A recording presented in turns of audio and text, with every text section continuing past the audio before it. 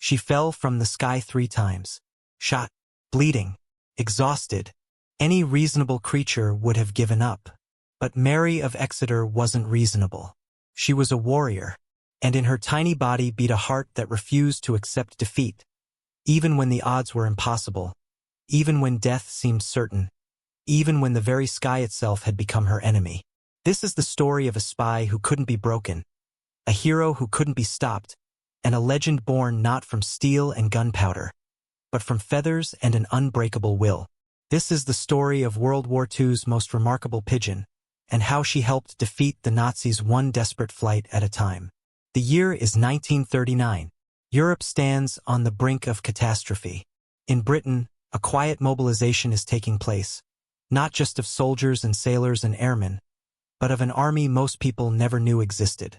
The National Pigeon Service is being formed, and across the country, pigeon fanciers are donating their finest birds to the war effort. These aren't pets.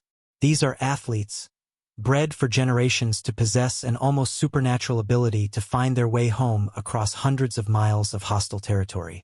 In Exeter, a city in Devon on England's southwest coast, a pigeon fancier makes his contribution. Among his birds is a blue check hen, unremarkable in appearance but descended from champion racing stock. Her pedigree is impeccable, her instincts razor-sharp. She's given an identity number, 47-SIC-M47, and she's given a name that will become legend. Mary of Exeter.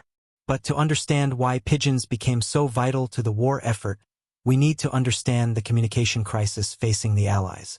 When the Nazis swept across Europe in 1940, they didn't just conquer territory. They severed communications. Telephone lines were tapped or destroyed. Radio transmissions could be intercepted, decoded, and used to triangulate the sender's position, leading to capture, torture, and execution. Wireless operators in occupied France had a life expectancy measured in weeks. The resistance needed a way to communicate that was silent, undetectable, and didn't require electricity or complex equipment. They needed something the Nazis couldn't shoot down with anti-aircraft guns, couldn't intercept with radio direction finders, and couldn't trace back to its source. They needed pigeons. The biology of a homing pigeon borders on the miraculous. Scientists still don't fully understand how they do it, but these birds possess multiple navigation systems. They can sense the Earth's magnetic field through magnetite crystals in their beaks. They use the sun's position and polarized light patterns invisible to human eyes. They remember visual landmarks and can even detect infrasound, low-frequency rumbles from ocean waves hundreds of miles away that help them orient themselves. A well-trained racing pigeon can fly 500 miles in a single day, navigating through storms, darkness, and enemy territory, driven by one overwhelming instinct: get home. Mary of Exeter begins her service in 1941. By this time, the National Pigeon Service has expanded to over 200,000 birds. They're dropped behind enemy lines with special operations executive agents, with resistance fighters, with downed aircrews desperately trying to evade capture. Each bird carries a small canister attached to its leg, and in that canister can fit a message written on tissue-thin paper, rolled tight. Intelligence about German troop movements, bombing damage assessments, coordinates for ammunition dumps and fuel depots, requests for supply drops, information that could save thousands of lives. Mary's first missions are routine. She's released from locations in occupied France, carries her messages across the English Channel, and arrives at her loft in Exeter. Her handlers note her speed, her reliability, her calm temperament under stress. She's good, very good, but they don't yet know she's exceptional. The test comes in 1943. Mary is assigned to a particularly dangerous mission deep in Nazi-controlled territory. The details remain classified even decades later, but what is known is this: Mary is released with vital intelligence. As she climbs into the sky, gaining altitude for the long flight home, a German soldier spots her. In occupied France, the Nazis know about Allied pigeons. They've issued orders: shoot any pigeon on sight. Rewards are offered for dead birds. German marksmen are positioned at likely release points. The rifle cracks. Mary is hit. The bullet tears through her body. a devastating wound that should kill her instantly or send her spiraling to the ground. But Mary doesn't fall. Bleeding, in agony, she keeps flying. Every wing beat sends waves of pain through her small frame. She's losing altitude. She's losing blood. But she's not losing her way. The message must get through. That's all that matters. Home is northwest. She turns northwest and keeps flying. Hours pass. The sun moves across the sky. Below her, Nazi-occupied France slowly gives way to the gray waters of the English Channel. Mary is weakening. The wound is serious. Blood loss is making her dizzy. But the coast of England appears on the horizon, and something deep in her biology, some survival mechanism honed by millions of years of evolution, gives her a final surge of strength. She crosses the coastline. She finds Exeter. She lands at her loft, the message still secure in her canister. Her handlers are shocked. The wound is severe. She's rushed to veterinary care. They work to save her life, cleaning the wound, administering what limited medications they have. It's touch and go. For days, Mary's survival is uncertain, but slowly, impossibly, she recovers. The wound heals. Her strength returns. And when she's judged fit for duty, she goes back to work. But Mary's trials are only beginning. On another mission over France, she faces a different enemy. Not bullets this time, but nature itself. A hawk, one of the pigeon's ancient predators, spots her against the sky. Hawks are built for speed and violence. Their talons are curved knives. Their beaks are designed to tear flesh. The hawk stoops, diving at speeds that would tear a human apart, and it strikes Mary in midair. The collision is brutal. The hawk's talons rake across Mary's body, tearing feathers, gouging flesh. For a moment they're locked together, tumbling through the air in a death spiral. But Mary fights back. She twists, she struggles, she uses her wings as weapons. Somehow, impossibly, she breaks free. The hawk, surprised by the resistance from what should have been easy prey, breaks off the attack. Mary, bleeding again, wounded again, keeps flying. The message must get through. She makes it home. Again. Again, her handlers can barely believe what they're seeing. The injuries are serious. The blood loss is significant. But Mary is alive, and the message is delivered. They nurse her back to health. They wonder how many times this remarkable bird can cheat death. They're about to find out. The third time nearly kills her. Mary is flying through a combat zone when Allied anti-aircraft fire opens up on German planes overhead. Shrapnel, hot metal fragments from exploding shells, fills the air like lethal rain. A piece of shrapnel tears into Mary's body. The impact is massive. She's much smaller than a human, and the shrapnel proportionally does catastrophic damage. She loses altitude rapidly. She's barely conscious. Every instinct screams at her to land, to rest, to stop the agony. But she doesn't land. Not in France. Not in Nazi territory where she'll be found and killed and the message will be lost. She fights through the pain, through the shock, through injuries that would ground any other bird permanently. She makes it across the channel one more time. She makes it to Exeter one more time. She delivers her message one more time. This time, the recovery takes months. The wounds are so severe that many believe Mary will never fly again. But the veterinarians and her handlers refuse to give up on her, just as she never gave up on her missions. Slowly, with patient care, with rest and proper nutrition, Mary heals. The wounds close, the feathers grow back. And against all odds, against all reasonable expectations, Mary of Exeter returns to active service. By the time the war ends in 1945, Mary has completed countless missions. The exact number remains classified, but what is known is that she's one of the most successful courier pigeons in the entire National Pigeon Service. Her reliability is legendary. Her courage is undeniable. And her contribution to the Allied victory is significant. The intelligence she carried helped save lives, helped plan operations, helped win the war. But Mary's story doesn't end with victory. In 1946, a new medal is announced. The Dickin Medal, established by Maria Dickin, founder of the People's Dispensary for Sick Animals. It's been called the Animals Victoria Cross, Britain's highest military honor, and it's awarded to animals who displayed conspicuous gallantry in wartime. The medal is bronze, inscribed with the words, "For Gallantry," and "We also serve." Mary of Exeter is among the first recipients. Her citation reads simply but powerfully, acknowledging her completion of numerous missions despite being wounded on 3 separate occasions.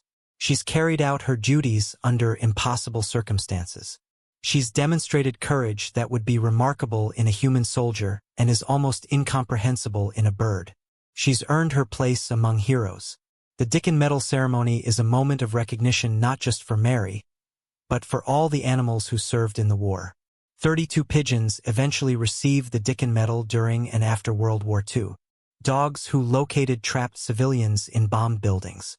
Horses who carried soldiers through artillery fire. A cat who guarded food supplies from rats on a military vessel. But among all these animal heroes, Mary's story stands out.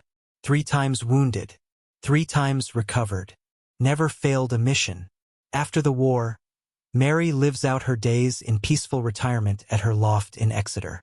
She's no longer asked to fly across enemy territory, no longer asked to dodge bullets and hawks and shrapnel. She's cared for, honored, remembered. When she finally passes away from natural causes in 1947, she's given a respectful burial. Her service recorded in the histories of both the pigeon fancy and the British military. But the questions remain. What drove Mary to keep flying when she was wounded? Why didn't she land in France and seek shelter? How did she navigate while losing blood, while in pain, while her body was literally failing? The answers lie in the biology and psychology of the homing pigeon, a species that humans have shaped through selective breeding for thousands of years. Homing pigeons have been used as messengers since ancient times. The Romans used them to carry news of chariot races. The Rothschild banking family used them to transmit financial information faster than any competitor. In the Franco-Prussian War of 1870 to 1871, pigeons carried messages out of besieged Paris using hot air balloons, with the birds then flying back with replies. The technology evolved. Messages were reduced photographically onto microfilm, allowing a single pigeon to carry thousands of words. New breeds were developed specifically for speed, stamina, and reliability. By World War II, the art of military pigeon communication had reached its peak. The British alone sent over 250,000 pigeons on missions during the war. They were dropped by parachute with special operations teams. They were carried on bombing raids so that if a plane was shot down, the crew could release the pigeon with their location. They were smuggled to resistance cells across occupied Europe. The Germans used pigeons too, as did the Americans and the Canadians and every other major combatant. The skies over Europe were full of these small, determined messengers, and the casualty rate was staggering. German troops were ordered to shoot pigeons on sight. Specialized falcon units were established to hunt Allied pigeons. The Nazis even considered training their own hawks to attack carrier pigeons, though this proved impractical. French civilians caught with British pigeons faced imprisonment or execution. The birds themselves faced storms, exhaustion, predators, and the simple fact that they were flying hundreds of miles over hostile territory with no guarantee of food or rest. Many never made it home, but enough did to make the system vital to Allied communications. Mary's ability to complete missions while wounded speaks to both her individual resilience and the power of the homing instinct. Research has shown that injured pigeons will continue flying home even with broken wings, even with serious infections, even when logic would dictate that landing and resting would be the better survival strategy. The drive to return to the home loft is so powerful that it overrides pain, overrides fear, overrides the instinct for self-preservation. This isn't courage in the human sense, it's biology, but the result is the same. The mission gets completed. There's also the matter of what Mary was carrying. The messages in her canister weren't just words on paper. They represented human lives. A message about German troop movements could allow Allied commanders to avoid an ambush, saving hundreds of soldiers. A message about a downed aircrew's location could launch a rescue mission before the men were captured. A message confirming the success of a sabotage operation could prevent a redundant mission that would risk more lives. Every time Mary flew, The stakes were life and death for people she would never meet. The human operators who sent Mary on her missions knew this. The resistance fighters who released her into the sky over occupied France knew that if she failed, their intelligence would be lost, their sacrifices would be wasted. The wireless operators in London who received and decoded her messages knew they were getting information that cost someone, human or animal, tremendous risk to obtain. Mary was part of a vast network of courage, a web of resistance that spanned occupied Europe. After the war, the National Pigeon Service was gradually demobilized. Radio technology improved to the point where pigeons were no longer necessary for military communications. The last operational military pigeon in British service wasn't retired until 2004, but by then they were ceremonial more than functional. The age of the war pigeon had passed, but the memory remained. Today, Mary of Exeter's Dickin Medal is preserved as a reminder of her service. Museums display photographs of her, tell her story to new generations. Pigeon racing continues as a sport, with enthusiasts breeding birds that can still fly 500 miles in a day, still navigate by instinct and biology, still demonstrate the remarkable abilities that made them valuable in wartime. But these modern racing pigeons live in peace. They're never asked to dodge bullets or hawks or shrapnel. They're never asked to fly while bleeding and broken. They're never asked to be warriors. Mary was asked all of this and more, and she delivered. Not once, not twice, but dozens of times over years of service. She flew through the darkness of Nazi occupation. She carried hope when hope was scarce. She proved that heroism doesn't require size or strength, only determination and an unbreakable will. Consider what 3 wounds meant for Mary. For a human soldier, 3 separate injuries serious enough to require hospitalization and months of recovery would typically mean discharge from service, medical retirement, an end to frontline duty. For Mary, it meant going back to work. It meant flying again into danger, carrying messages again across enemy territory, risking her life again for a cause she couldn't possibly understand but served anyway. This raises profound questions about the ethics of using animals in warfare. Mary didn't volunteer. She didn't understand that Britain was fighting for survival against fascism. She didn't know that the messages she carried might help win the war.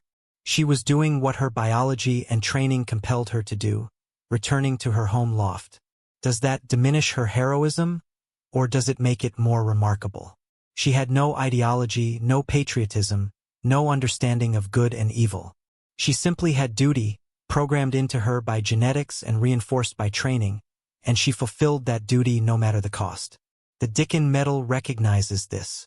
The citation doesn't claim Mary understood the war. It simply acknowledges what she did, the missions completed, the wounds sustained, the unwavering reliability. In that sense, Mary's heroism is purer than human courage. She wasn't motivated by glory or medals or recognition.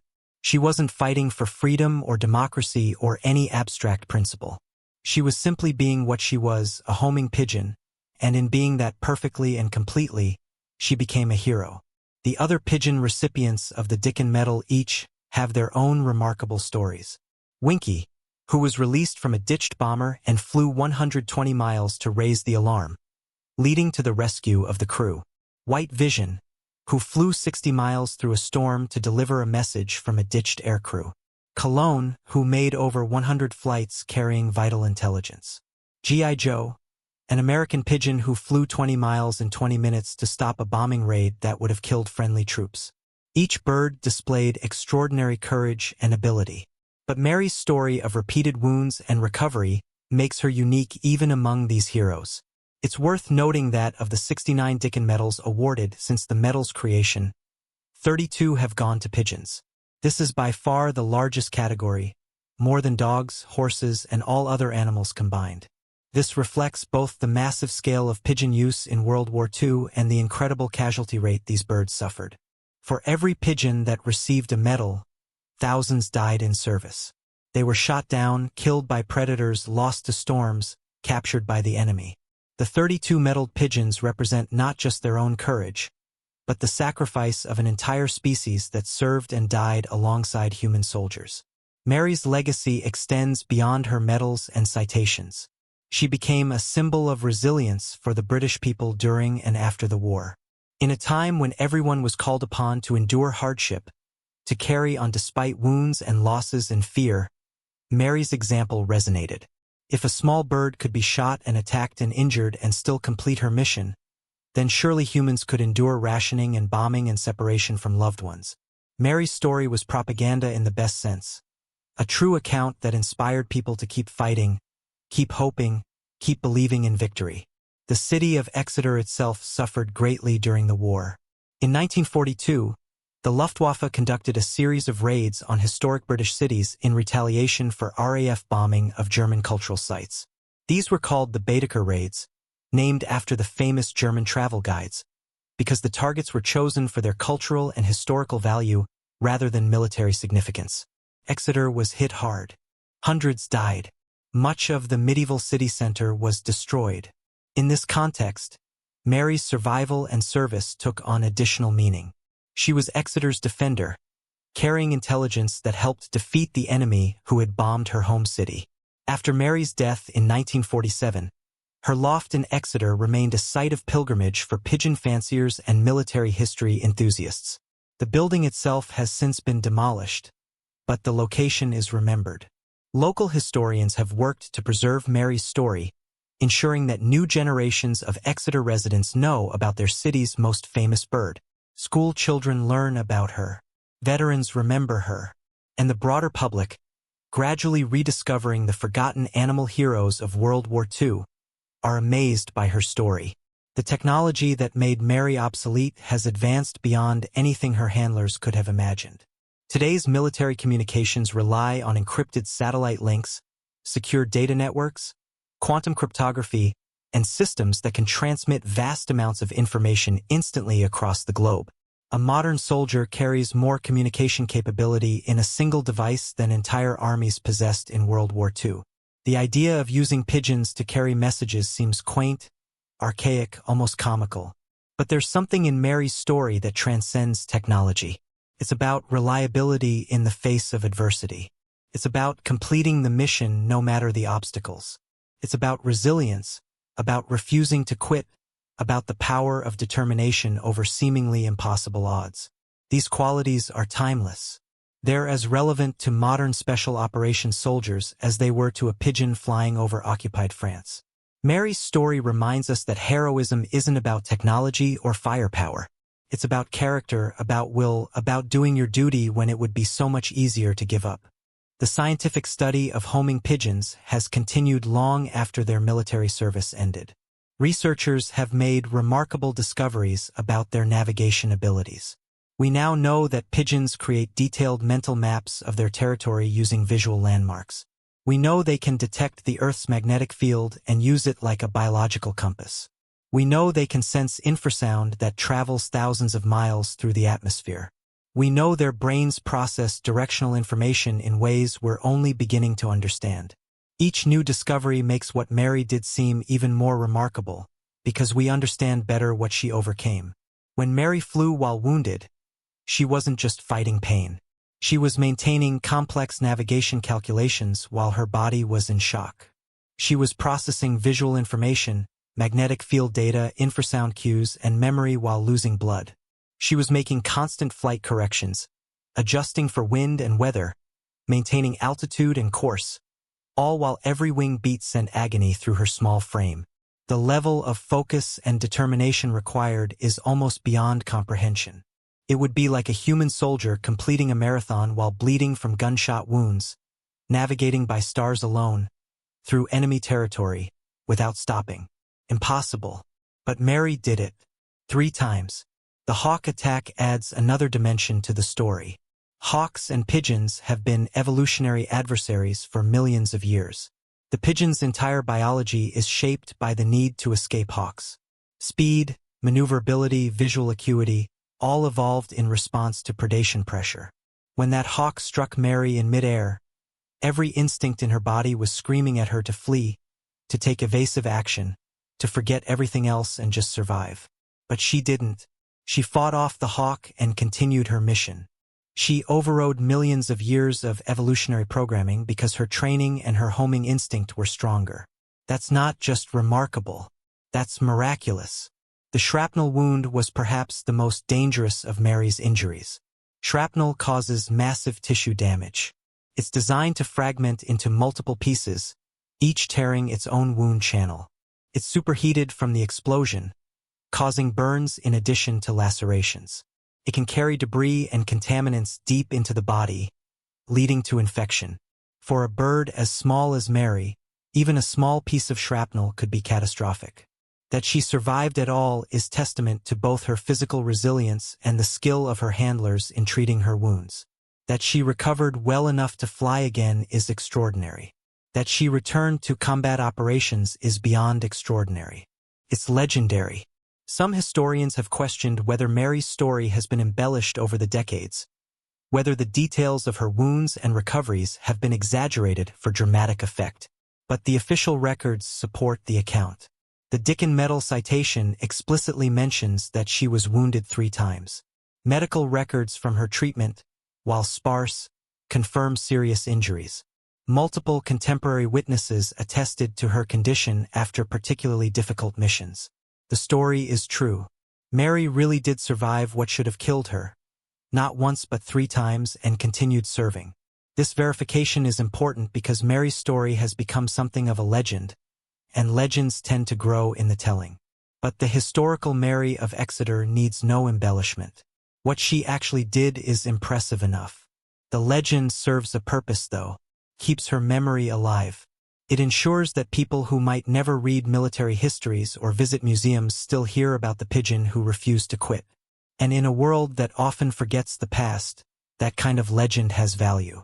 The broader story of animals in warfare is one that's often overlooked. We remember the human soldiers, sailors, and airmen. We build memorials to them, write books about them, make films celebrating their courage. But the animals who served alongside them are frequently forgotten. Dogs who located mines and booby traps, saving countless lives. Horses who carried wounded soldiers to safety through artillery fire. Dolphins trained to detect underwater threats. Even elephants and camels and mules, performing vital logistical work in terrible conditions. All of them served. All of them contributed to victory. Many of them died doing so. The Dickin Medal helps preserve their memory, but only 69 animals have received it since 1943. That's a tiny fraction of the millions of animals who served in military conflicts over the past century. Mary of Exeter represents them all. Her story stands for every animal who performed their duty, who suffered for human conflicts, who gave everything without understanding why. In honoring Mary, we honor them all. There's a final aspect to Mary's story that deserves consideration. What happened to her after her last wound? She could have been retired immediately. She'd done more than enough. No one would have questioned the decision to let her live out her days in peaceful retirement. But Mary was put back into service. She flew more missions. She continued to serve until the war ended. This raises uncomfortable questions. Was it right to keep using her? Was it exploitation, sending an already wounded bird back into danger? Or was it respect for her abilities, trusting her to do what she'd proven she could do? There's no easy answer. By the standards of the time, Mary was a military asset, valuable because of her proven reliability. War is pragmatic. Assets are used until they're no longer effective. But Mary was also a living being, capable of suffering, deserving of consideration beyond mere utility. The tension between these perspectives runs through all the stories of animals in war. We honor them for their service while being troubled by the fact that they had no choice in that service. Perhaps what matters most is that Mary survived. She completed her service. She received recognition for her courage. And she lived her final years in peace. Many war heroes, human and animal, haven't been so fortunate. Many gave their lives in service and were forgotten. Mary's story has a rare happy ending, or at least as happy as a war story can have. Today, as we face new conflicts and new challenges, Mary's story offers timeless lessons. It reminds us that courage comes in unexpected forms. It teaches us that determination can overcome seemingly impossible obstacles. It shows us that duty and reliability matter, that completing the mission matters, that perseverance in the face of adversity matters. These lessons apply whether you're a soldier in combat, a first responder in a crisis, or simply someone facing personal challenges. Mary's example transcends species. Her courage is universal. The final image of Mary's story is powerful. A small blue check hen, battered and scarred from wounds that should have killed her, wearing a bronze medal around her neck, living peacefully in her loft in Exeter. The war is over. The messages have all been delivered. The missions are complete. And Mary, against all odds, is alive. She beat the bullets and the hawks and the shrapnel. She beat the odds. She survived. And in surviving, in completing every mission, in never quitting, she became something more than a pigeon. She became a symbol. She became a legend. She became a hero. Mary of Exeter died as she had lived, quietly and without complaint. There were no battle songs written about her. No statues were erected in her honor. No films were made celebrating her courage. But her story endures. It is passed down through generations of pigeon fanciers. It is preserved in military archives. It's remembered by historians who study the forgotten aspects of war. And now, more than 70 years after her death, people around the world are rediscovering her story and marveling at what she accomplished. In the end, Mary's greatest achievement wasn't surviving her wounds, remarkable as that was. It wasn't flying hundreds of missions, impressive as that number is. It wasn't even earning the Dickin Medal, prestigious as that honor remains.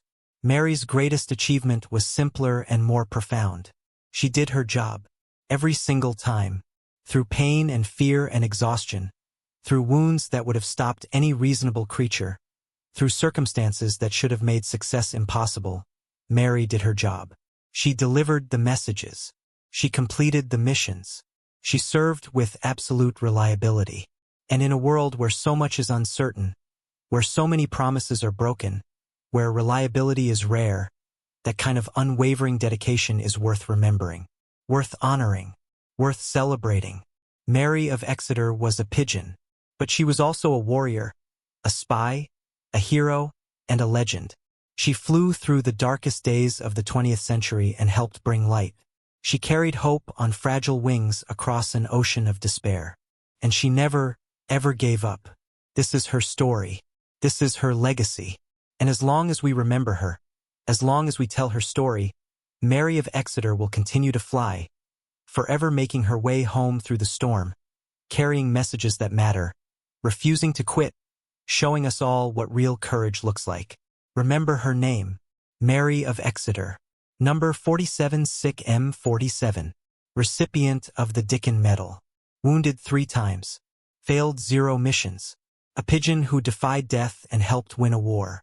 Her story is our inheritance. Her courage is our inspiration. And her example is our challenge.